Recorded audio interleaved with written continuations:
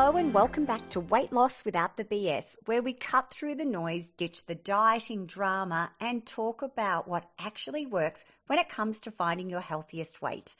I'm Caroline Trickey, dietitian and eating psychology coach, and today we're diving into a hot topic, the drugs that are now being used for weight loss, specifically Ozempic, Wegovy, and Mounjaro. So these medications have been making waves, promising to help people finally lose weight. But are they really the magic bullet everyone hopes they are? Or is there more to the story? So let's take a closer look. So first things first, what are these drugs and how do they work? So Ozempic, Wegovy, and Mounjaro are different names for medications that mimic GLP-1, glucagon-like peptide 1, a hormone your body naturally produces to regulate appetite. These medications work by sending signals to your brain that you're full, dialing down hunger and cravings.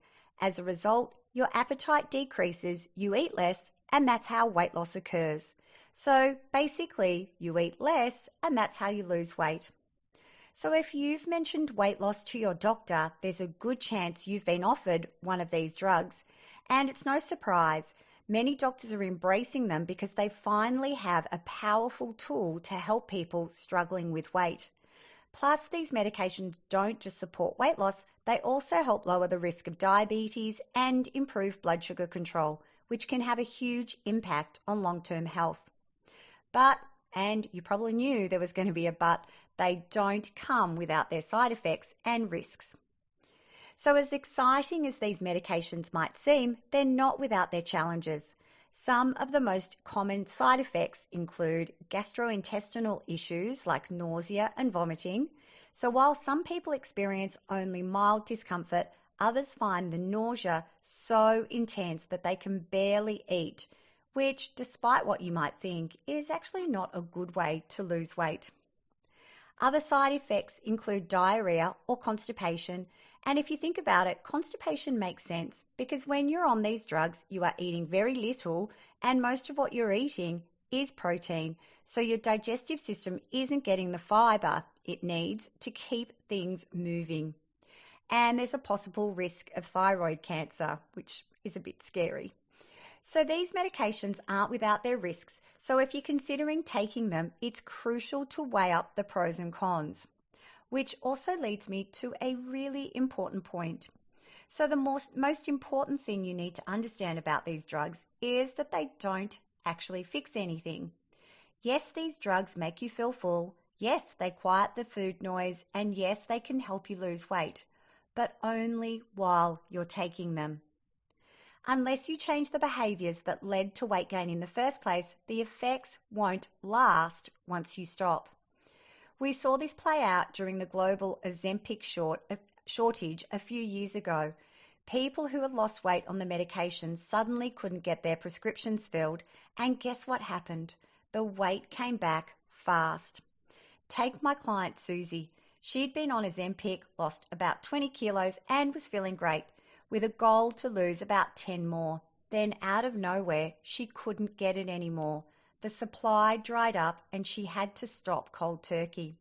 What happened next was devastating. Her hunger roared back with a vengeance, and before she knew it, she had regained every kilo she'd lost. When she came to see me, she described how without Ozempic, the food noise in her brain had intensified, worse than before she ever started the medication. She told me when I'm trying to do anything, work, socialize, even go for a walk, there's just this constant thought about food. She knew she wasn't physically hungry. It's more like an intense urge, she explained. Like my body is screaming at me, I need this. Despite knowing she didn't actually need food, the drive to eat felt impossible to ignore. At night, if she didn't eat before she went to bed, she'd lie awake for hours until she finally gave in, just so she could fall asleep. So she tried to push through with sheer willpower, but the cravings were relentless and eventually they won. So as you can see, these medications can be helpful, but they don't work on their own. Sure, they turn down the food noise, making it easier to focus on new habits, but unless you're actively doing things to change your behaviors, you're setting yourself up for disappointment. There is no magic bullet, no pill, no shot, no quick fix that lets you lose weight and keep it off without some level of behaviour change. Yet so many people think, I just need to lose the weight, then I'll be all right. But if you don't make the changes, if you go back to the habits that got you here in the first place, you'll undo any progress you made while on the drug. Now, GLP-1 drugs aren't a magic bullet, but they do have a fascinating effect on the brain. They dial down the wanting system while leaving the liking system intact. So what do I mean by that?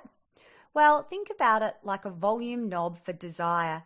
These drugs don't make food less enjoyable, they just reduce the relentless drive to eat. And this is exactly what so many of my clients struggle with, the overwhelming urge to eat simply because food is there. After all, from an evolutionary perspective, we are wired to see food and want to eat it. So imagine this, you're at a house party, sitting on the sofa, in front of you is a bowl of plain, unsalted chips. You're not that hungry, but in a moment of agitation, you take one. It's not that great. A few moments pass, you take another and another. Do you even like them? You know that a delicious dinner is on its way, yet somehow half the bowl is gone. Still, something inside you, wordless, noiseless, constant, was compelling you to reach for more. That is wanting. It's driven by the brain's reward system, which runs on dopamine. This system influences our decisions, nudging us towards things like mindless snacking or scrolling endlessly on social media. Back when food was scarce, back in caveman times, this system kept us alive by pushing us out of the safety of our cave to forage for food. But in today's world, where food is everywhere, it's working against us. And the thing is, wanting is actually not the same as liking. We often eat food because we want it without even noticing if we like it. So GLP-1 drugs help people still enjoy food, but without the overwhelming drive to eat all the time. For far too long, people have been trying to use willpower against cravings, when in reality, they're fighting a battle against a deeply ingrained habit, one that has been repeated so many times, it now runs mostly on autopilot. So this might be the most remarkable thing about these drugs, at least in the realm of appetite. They can tip the balance, giving people a way to turn down the noise of wanting. And with that noise turned down, it becomes much easier for many people to even believe that they can make lasting behaviour changes. But if you're considering trying these medications, I have one question for you. Have you actually given behaviour change a really good go? An honest try. And by behaviour change, I don't mean dieting, counting calories, counting macros, or fasting. I mean looking at why and how you eat, because that's what really needs to shift. No doctor who genuinely cares about long-term health would say medication should come before lifestyle change, or that it can replace it. And if you do decide to take these medications, you still need to go through the behaviour change process. That's the only way to get results that last. But I also want you to know that you don't need these drugs to get the results you want. If you can't or don't want to use them, that doesn't mean you're out of options. That doesn't mean you're stuck feeling exhausted and defeated forever. Because if you do feel defeated, I want to be clear that it's not because you're weak. You've been sold into a system designed to make you feel this way, a system that created food obsession and constant food noise. The real challenge isn't just resisting food, it's breaking free from the system that made you obsessed with it in the first place. And what I'm talking about here, of course, is dieting. After all, dieting now is more closely associated with weight gain rather than weight loss. And this is exactly why I focus on behaviour change with my clients, because it's the only way to get lasting results. And I've shared this with you in past podcasts, but the steps that I teach my clients are straightforward. Eat when your body is hungry, eat what your body truly wants, and stop when your body's had enough.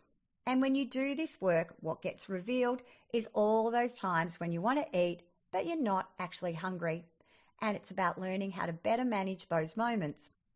And I covered this in a previous podcast, which I'll link to in the show notes, but my favorite strategy for that is urge surfing. Urge surfing is all about riding out those cravings rather than giving in or trying to force them away.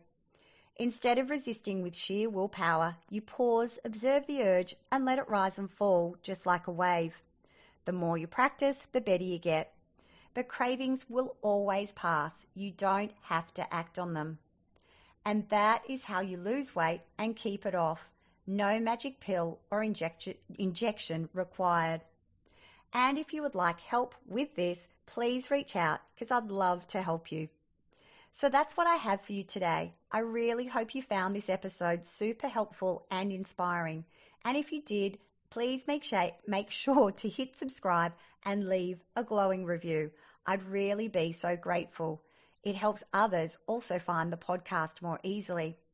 And if you're ready to start making real sustainable changes, come join me in my 5-day conscious eating challenge. It's a simple, powerful way to get started, and I'd love to see you over there. So pop on over to Caroline Trickey to find out all about it. Have a fabulous week, and I'll catch you next time on Weight Loss Without the BS.